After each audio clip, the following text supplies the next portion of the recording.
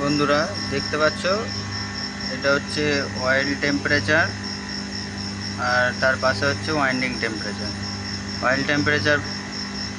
Oil টেম্পারেচারটা indicate করে, আর WTI এটারই ফুল ফর্ম হচ্ছে ওয়াইন্ডিং টেম্পারেচার।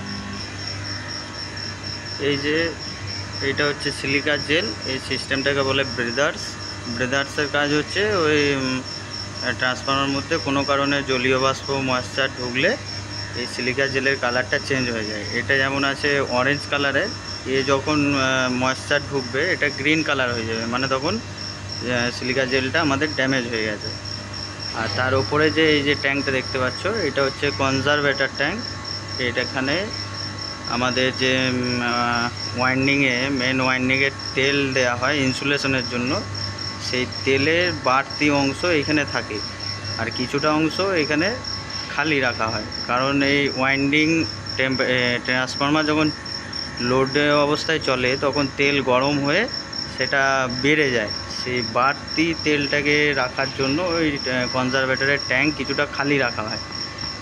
ঠিক আছে, এরপরে আমি ওর গেজ কাঁটাটাতে দেখিয়ে দেবো।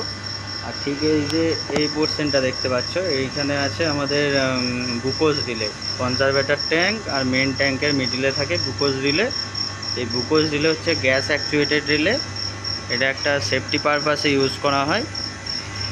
যখন তেল বেশি হিট হয়ে যায় তখন গ্যাস প্রডিউস করে, আর বেশি গ্যাস প্রডিউস করলে সেটা ট্রান্সফরমার ব্লাস্ট করতে পারে, আর তখনই ভিসিবিকে অ্যালার্ম দেয়। অ্যালার্ম দেওয়ার পর ট্রিপ হয়ে যায়। এই যে কাঁটাটা দেখতে পাচ্ছ, এইটা হচ্ছে কনজারভেটর ট্যাঙ্কে কতটা তেল ভর্তি আছে সেটা এখান থেকে বোঝা যায়। এটা হচ্ছে হাফের থেকে বেশি আর 3/4 থেকে কম, মানে অতটা তেল ভর্তি আছে আর বাকিটা গ্যাপ আছে। ওই যে বললাম তেলটা গরম হয়ে ও বাড়ে, সেই বাড়তি অংশটা ওর মধ্যে জমা থাকে। ঠিক আছে, সেই কারণে কনজারভেটর ট্যাঙ্কে সবসময় ফুল ভর্তি করা হয় না। এরপরে এই যে পোর্শনটা দেখতে পাচ্ছ, এটাকে বলে রেডিয়েটার।